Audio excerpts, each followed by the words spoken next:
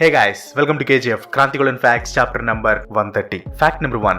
దెబ్రా Goddard అనే మహిళకి 22 సంవత్సరాల వయసు ఉన్నప్పుడు రోడ్డు పక్కన ఒక చిన్న షాప్లో ఒక రింగ్ని 10 పౌండ్లు పెట్టుకునింది. అంటే మన ఇండియన్ కరెన్సీలో చెప్పాలంటే దాదాపు ఒక 1000 రూపాయలు. అలా చాలా ఇయర్స్ ఎంతో జాగ్రత్తగా కాపాడుకుంటూ వచ్చింది. అయితే కొన్ని సంవత్సరాల తర్వాత తన ఆర్థిక పరిస్థితి సరిగ్గా లేకపోవటం వల్ల ఆమె వస్తువులు అమ్మటం స్టార్ట్ చేసింది. అలా 33 సంవత్సరాల తర్వాత 2017లో ఆమె కొన్న రింగుని అమ్ముదాం అనుకుంది. గోల్డ్ షాప్లో అమ్మితే ఆ రింగుకి కనీసం ఒక 100 పౌండ్లైనా వస్తాయి అనుకుంది. కానీ ఆ రింగుకి ఉన్న డైమండ్ని చూసి ఆ జ్యువెలరీ షాప్ ఓనర్ ఆశ్చర్యపోయాడు. ఎందుకంటే ఆ రింగులో ఉన్న డైమండ్ ఎంతో కాస్ట్లీయెస్ట్ స్టోన్. సుమారు ఆ డైమండ్ విలువ కొన్ని వేల పౌండ్లు ఉంటుందని చెప్పాడు. ఆ డైమండ్ని వేలం పాటలో వేలం వేయగా 7,40,000 పౌండ్లకి సేల్ అయింది. అంటే సుమారు 6,80,00,000 రూపాయలు. ఆమె ఎప్పుడూ కొన్న చిన్న రింగ్ ఆమె జీవితాన్ని మార్చేసింది. వెరీ లక్కీ కదా. నేను కూడా చిన్నప్పుడు ఏదైనా రింగ్ దొరికితే గోల్డ్ రింగ్ ఏమో అనుకునేవాడిని, కానీ మనకంత అదృష్టం ఎక్కడ చెప్పండి. Fact number 2. స్క్రీన్ మీద కనిపిస్తున్న ఈ వైట్ కార్ చాలా అందంగా ఉంది కదా, మీకు నచ్చిందా? ఈ కార్కి ఉన్న స్పెషాలిటీ ఏంటంటే ఇది నేల మీదే కాదు నీటిలో కూడా ప్రయాణిస్తుంది. జేమ్స్ బాండ్ మూవీలో చూసే ఉంటారు, సేమ్ ఇలాంటి కారే ఉంటుంది. నిజం చెప్పాలంటే జేమ్స్ బాండ్ మూవీలో ఉన్న కార్ని చూసే ఈ కార్ని డిజైన్ చేశారు. ఈ కార్ పేరు రిన్ స్పీడ్ స్కూబా కార్. ఇది ఓన్లీ బ్యాటరీతోనే నడుస్తుంది. అంటే కార్కి ఛార్జింగ్ అయిపోయినప్పుడల్లా ఛార్జింగ్ పెట్టుకోవాలి. ఈ కార్ నేల మీద గంటకి 160 కిలోమీటర్ల స్పీడ్తో వెళ్తుంది. కానీ నీటి లోపల మాత్రం గంటకి 6 కిలోమీటర్ల స్పీడ్తో మాత్రమే వెళ్తుంది. ఈ కారులో మొత్తం 3 ఎలక్ట్రిక్ మోటార్స్ ఉంటాయి. అందులో ఒకటి నేల మీద వెళ్ళటానికి, మిగతా 2 వాటర్ లోపల వెళ్ళటానికి. ఈ కార్ కాస్ట్ వచ్చేసరికి ఆల్మోస్ట్ $2 మిలియన్. అంటే దాదాపుగా 15,14,00,000 రూపాయలు. మన దగ్గర అంత డబ్బు లేదులే. Fact number 3. ఇది చాలా ఇంట్రెస్టింగ్ ఫ్యాక్ట్.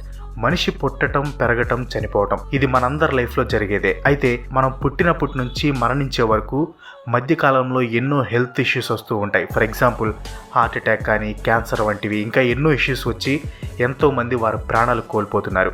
మీకు తెలుసా, Indian council of medical research అంటే ICMR ఇచ్చిన రిపోర్ట్ ప్రకారం కేవలం 2011లోనే 4,78,000 మంది క్యాన్సర్ వల్ల చనిపోయారు.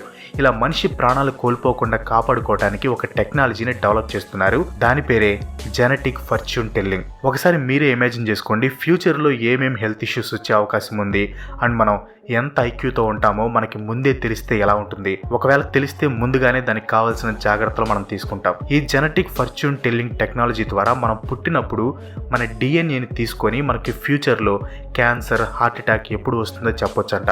అంతేకాదు పుట్టిన శిశువు పెరిగే కొద్దీ ఎంత తెలివిగా వ్యవహరిస్తాడు, ఎడ్యుకేషన్లో ఎంత బాగా చదువుతాడో ఈ టెక్నాలజీ ద్వారా తెలుసుకోవచ్చంట. రియల్లీ అమేజింగ్ టెక్నాలజీ కదా. ప్రజెంట్ సైంటిస్టులు ఈ జెనెటిక్ ఫార్చ్యూన్ టెల్లింగ్ టెక్నాలజీ మీద చాలా టెస్టింగ్ ఎక్స్పెరిమెంట్స్ చేస్తున్నారు. ఇలా మనిషి యొక్క ఫ్యూచర్ని చెప్పే అండ్ మనిషి ప్రాణాలు కాపాడే సరికొత్త టెక్నాలజీ ఎంతవరకు ఈ ప్రపంచాన్ని మార్చబోతుందో మనం వెయిట్ చేయాలి. నెంబర్ 4. గైస్, మీరు ఎప్పుడైనా గమనించారా, same provider credit cards same నెంబర్తో స్టార్ట్ అవుతాయి. అది కోఇన్సిడెన్సో యాక్సిడెంటో కాదు. క్రెడిట్ కార్డు మీద ఫస్ట్ నెంబర్ ఏ ఇండస్ట్రీ ఇష్యూ చేస్తుందో ఇండికేట్ చేస్తుంది.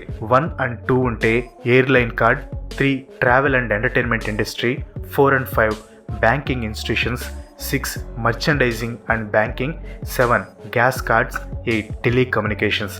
అమెరికన్ ఎక్స్ప్రెస్ అకౌంట్ నెంబర్స్ 3తో స్టార్ట్ అవుతాయి. వీసా అకౌంట్స్ అయితే 4తో స్టార్ట్ అవుతాయి. అదే మాస్టర్ కార్డ్ అకౌంట్స్ అయితే 5తో స్టార్ట్ అవుతాయి. అండ్ డిస్కవర్ అకౌంట్స్ అయితే 6తో స్టార్ట్ అవుతాయి. నా క్రెడిట్ కార్డ్ 4తో స్టార్ట్ అవుతుంది. మరి మీ క్రెడిట్ కార్డ్? అసలు మా క్రెడిట్ కార్డే లేదంటారా? చాలా మంచిది. ఇప్పుడు మీకు క్వశ్చన్. ఫోటోలో మీకు ఒక కన్ను కనిపిస్తుంది కదా, ఈ కన్ను రియలా లేకపోతే పెయింటింగా? కింద కామెంట్ చేయండి, అదేంటో లాస్ట్లో చెప్తాను. Fact number 5. స్క్రీన్ మీద కనిపిస్తున్న ఈ జీవి మరేదో కాదు, అది ఒక మంకీ. దీని సైజ్ జస్ట్ మన ఫింగర్ అంత మాత్రమే ఉంటుంది. అందుకే దీన్ని ఫింగర్ మంకీ లేకపోతే పాకెట్ మంకీ అని పిలుస్తారు. దీని అసలు పేరు వచ్చేసరికి పిగ్మీ మర్మోసెట్. ఇవి మ్యాక్సిమం ఒక 6 inches మాత్రమే పెరుగుతాయి. ఇది మంకీ జాతిలోని స్మాలెస్ట్ స్పీసీస్. ఇది ఎవరి మీద అటాక్ చేయదు, కేవలం ఫ్రూట్స్ మాత్రమే తింటుంది. Fact number 6. NBA అంటే నేషనల్ బాస్కెట్బాల్ అసోసియేషన్. నార్త్ అమెరికాలో ఉండే అసోసియేషన్లో పనిచేసే స్వీపర్ శాలరీ ఎంత తెలుసా? పర్ ఇయర్కి $80,000. ఇంకా ఎక్స్పీరియన్స్డ్ ఫ్లోర్ క్లీనర్కి అయితే పర్ ఇయర్కి $1,00,000 వరకు ఉంటుంది. మన ఇండియన్ కరెన్సీలో చూసుకుంటే దాదాపు 60 లక్షల రూపాయలు. ఫ్లోర్ ఊడ్చే వారికి సంవత్సరానికి జీతం 60 లక్షల రూపాయలు. కుదిరితే వెంటనే ఆ జాబ్కి అప్లై చేయాలి. ఫ్యాక్ట్ నెంబర్ 7, మనం 2022లో ఉన్నాం, అంతరిక్షంలోకి మనుషులను కూడా పంపుతున్నాం. కానీ ఈ రోజుల్లో కూడా మూఢనమ్మకాలు నమ్మేవాళ్ళు చాలామంది ఉన్నారు.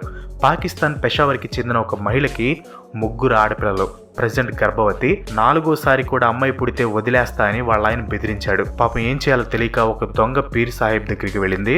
వాడు తలలో 2 అంగుళాలు మేకు దించుకుంటే కడుపులో అమ్మాయి ఉన్నా కానీ అబ్బాయి పుడతాడు అని నమ్మించి తలకి మేకు దించాడు.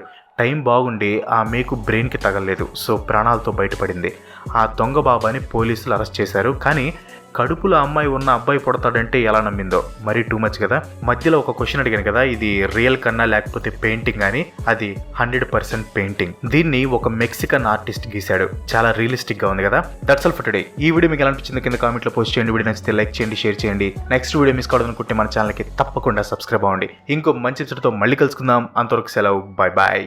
క్రేజీ క్రికెట్ లీగ్కి స్వాగతం. ఇక్కడ ప్రస్తుతం క్రాంతి వ్లాగర్ టోనీ లూయిస్ మధ్య భీకరమైన పోరు జరగబోతుంది. అక్కడ నా పేరు వేణుగోపాలరావు, నాతో పాటు MSK. Hi MSK. Hi Venu. MSK మీరేమంటారు? ట్రయల్ బాల్ కూడా ఇస్తుంటే చాలా చక్కటి క్రౌడ్ డ్రైవ్. అక్కడ ఒరిజినల్ బాల్ అంటే బౌలర్ చాలా ఇబ్బంది పడారని చెప్పాలి. రియల్ స్టార్ట్ అయ్యింది. ఇక్కడ మంచి షాట్. అక్కడ oh it's gone for 6. So ఖచ్చితంగా ఆపోజిట్ అట్లా ఫైట్ ఉంటేనే మ్యాచ్ అనేది చాలా ఇంట్రెస్టింగ్ గా ఉంటుంది. సో మొదటి బాల్ చూసుకుంటే ఇక్కడ చక్కటి బాల్. అక్కడ ప్రెసెంట్ క్రాంతి బ్లాగర్ మంచి ఫామ్ చూపిస్తున్నాడు. బౌలింగ్ బాగా హోంవర్క్ చేసినట్టు ఉన్నాడు. బాల్ కట్టగా పడుతున్నాయి. చాలా కాన్ఫిడెన్స్ కనిపిస్తుంది రెండో బాల్. కానీ ఇప్పుడు స్పిన్నర్ కి ఇక్కడ అనుకూలిస్తుందని చెప్పాలి. ఏమంటారు? స్పిన్ పిచ్ కొడితే కనుక డ్రా అయ్యే మ్యాచ్ అవకాశం ఉంది. టోనీ ఇక్కడ వైట్ బాల్ అనుకుంటున్నాడు, కానీ అక్కడ ఎంపైర్ మాత్రం వైట్ బాల్ ఇవ్వలేదు. కానీ ఇక్కడ చిన్నపాటి ఘర్షణ జరుగుతున్నట్టుంది. ఎంపైర్ టోనీ కీపర్ని అడుగుతున్నాడు. చాలా పెద్ద వివాదం జరగబోతుంది. ఇక్కడ చూసుకున్నట్లయితే ఆ బాల్ అనేది ఏదైతే ఉందో చాలా